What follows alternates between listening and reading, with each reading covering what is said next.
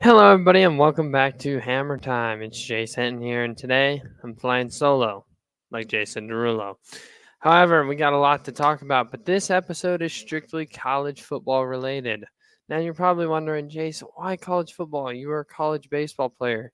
Yes, but I grew up around college football. That's what made me give this love to sports that I do is college football.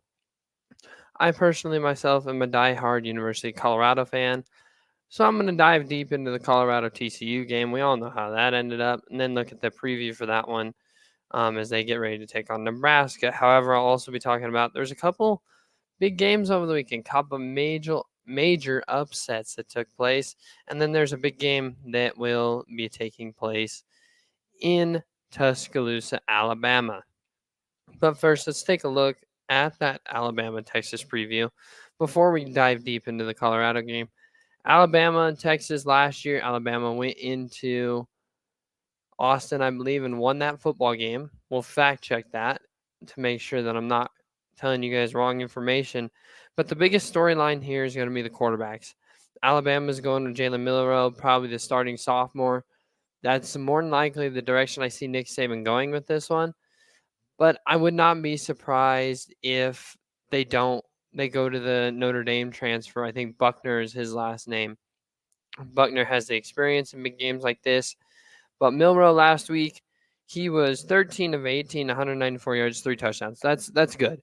And Nick Saban earlier in the week said that he wanted to kind of lean away from great quarterback play like they've had in the past and lean more towards the running game, the hard-nosed Alabama football. Yes, Alabama did go into Austin and get the win last year in a 20-19 game, close game. I believe it was the last-second field goal by Alabama. However, the Texas quarterback, Quinn Ewers, it came as a surprise to a lot that Quinn Ewers was going to be starting over Arch Manning and the second string quarterback, third string, second string quarterback that they have there. I can't remember his name for the life of me. However, Quinn Ewers has the experience. Steve Sarkisian wanted an experienced quarterback for the season, and Quinn Ewers is that. Quinn Ewers offers that stability at under center. In their win over Rice the other day, Quinn Ewers was 19 to 30, 260 yards and 3 touchdowns. In that game, I do have Alabama winning. Um, I do have them beating Texas, but not by much. I don't think this is going to be one of those games that's back and forth all game. I think Alabama finds a way to pull away early, and I think they stay ahead throughout the whole game. I got Alabama by a touchdown in that one. Now, let's go back to a couple games that surprised a few people. Texas State, they beat Baylor. Baylor's got a home game this weekend against Utah. A Big 12 preview. We saw a Big 12 preview last week between Colorado and TCU, but Utah dominated Florida. They handled Florida very well. No Cam Rising in that game. We'll see if Cam Rising is good to go this week. But if I'm Utah, if I'm Kyle Whittingham, I'm not worried about Baylor. Baylor just lost to an FCS team. Well, a former FCS team. Sorry, Texas State. You are a current FBS team. But if I'm Utah, I'm not really concerned about having Cam Rising back for this game. Now, if Utah struggles with them because Baylor is going to be upset, they were upset about losing to Texas State. They're going to be hungry. They're going to want to come after this Utah team. That does not surprise me at all. What will surprise me is if Baylor has their way with Utah. I don't see that per se happening. I think Utah is one of the best teams in the Pac 12.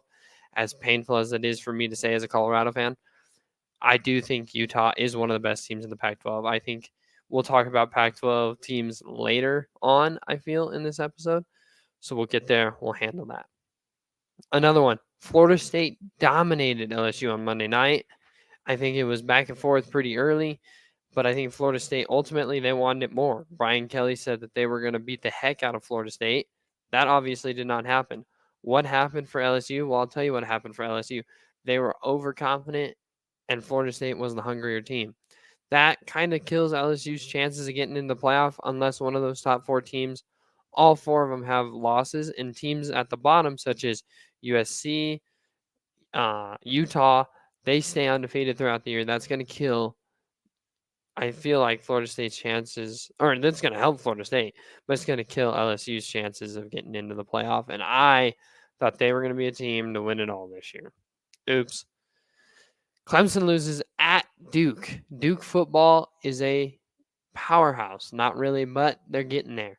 The head coach at Duke last night on ESPN said that we wanted to make Duke football great, and that's what I am here to do. So they are here. Duke is here. Duke is coming. Not like Colorado, but they're on their way. I think they're headed in a good direction. Clemson, what killed them last night was turnovers. I mean, young quarterback, but also turnovers. I think they fumbled. I saw 3 times they fumbled the football, and 2 times they had an interception. So I think that's something that if you're a Clemson football fan and you're watching this, one thing they're gonna have to work on is turnovers. They're gonna have to fix those right away. No questions asked. They have to fix the turnovers. 6 minutes of just quick coverage. Now I'm going to really dive deep because I feel like this is a thing that I need to talk about. I need to address because it's Colorado. Come on. I mean, am I wrong? No. Colorado beats TCU. Upset. Why is it an upset? Well, 20-point underdogs to the reigning running up national champs. And Colorado just went out there and put on a show. Shedeur Sanders, 38 of 47, 510 yards, 4 touchdowns. Colorado had 4 receivers, and I'll go back to the Shedeur. Don't think I'm skipping it. But Colorado had 4 receivers with 100-plus yards. Travis Hunter, 11 receptions, 119 yards. Excuse me real quick.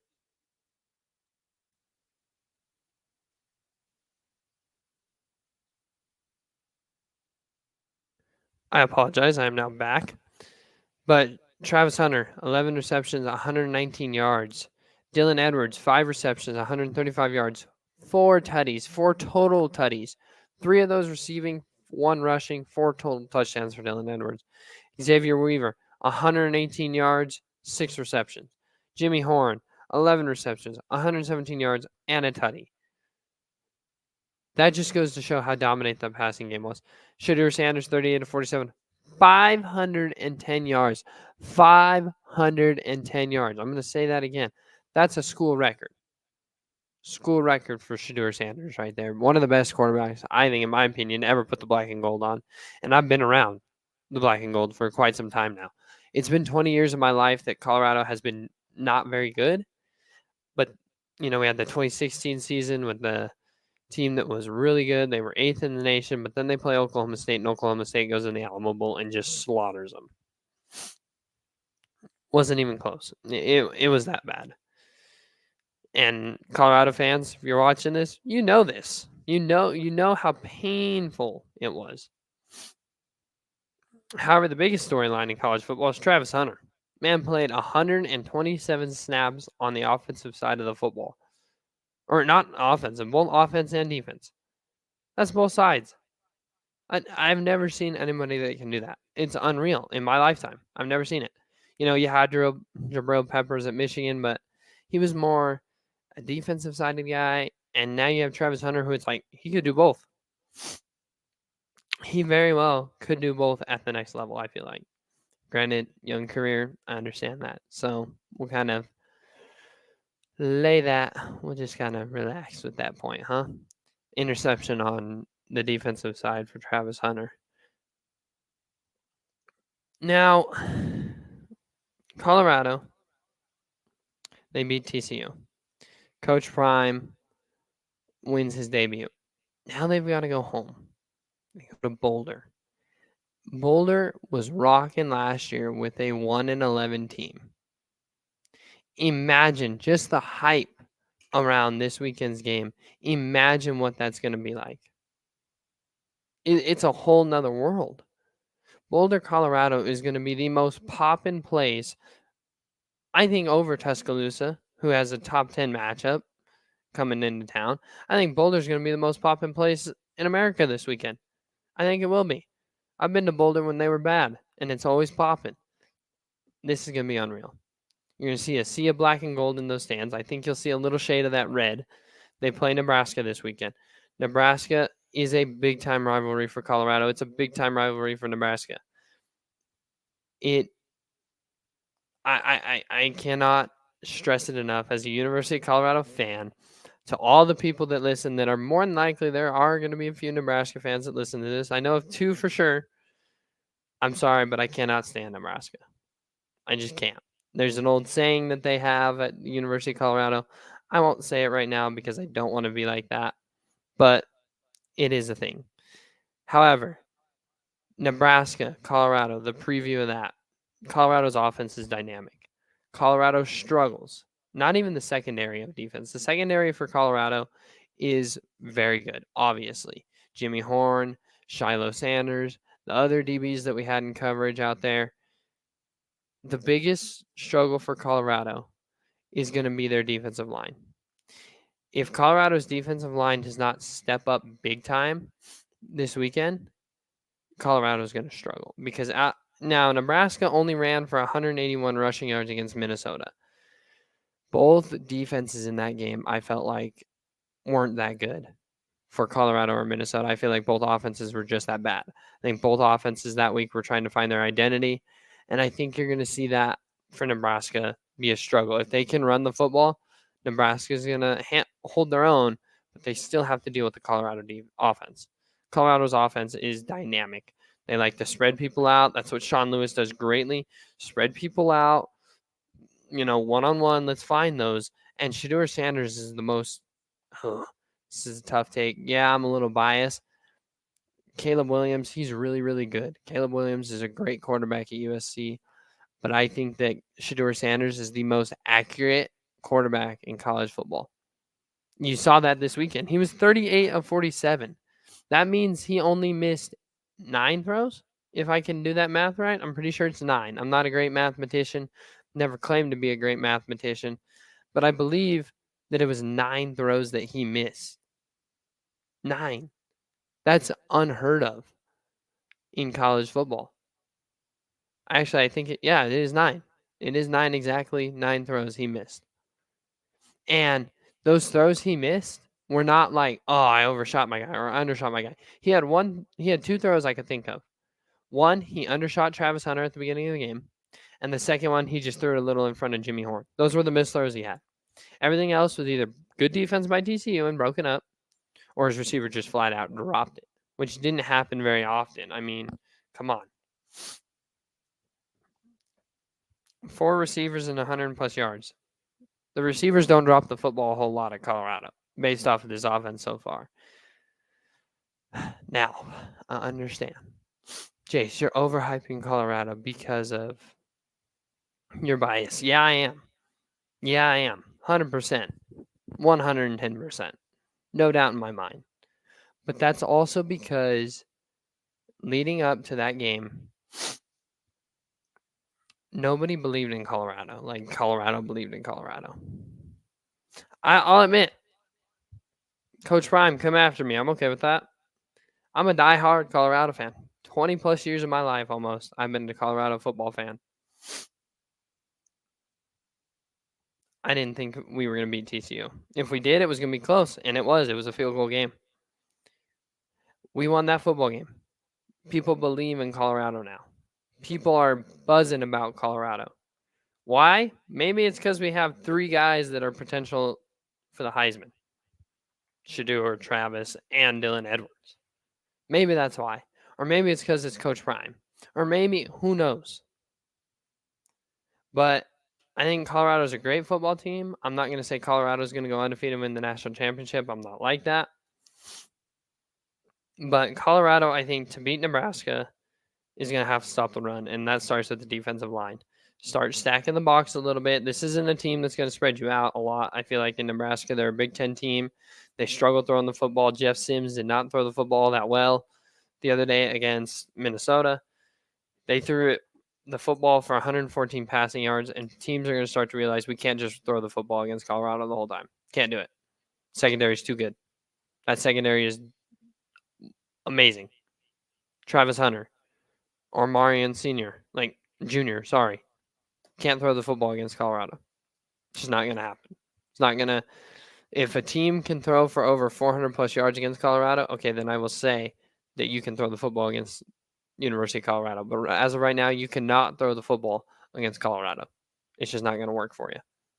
I don't see it working for you all that well. Now, in terms of other games on the slate this weekend, the Pac-12 is 13-0 right now. Woo! Congrats to the Pac. Now, there are some teams that have, a little bigger games. I think USC is starting conference play this week for football, if I do believe I am correct. But you have some teams that are starting their Pac-12 play, and so the Pac-12 will not be undefeated no more, I feel. USC's taking on Stanford. That'll be at the Coliseum. USC looks good. As much as that pains me to say, USC looks really good. USC, Caleb Williams, he looks obviously really good. That new freshman they have that I think is Zachariah Branch, maybe. If I'm wrong, let me know. Reach out to me on social media at JMH Productions Co. Also on YouTube, check this out, JMH Productions Co. on there as well. Or find me on my own personal social media. It's not like I haven't tagged myself 100 times. Caleb Williams looks really good. USC looks really good.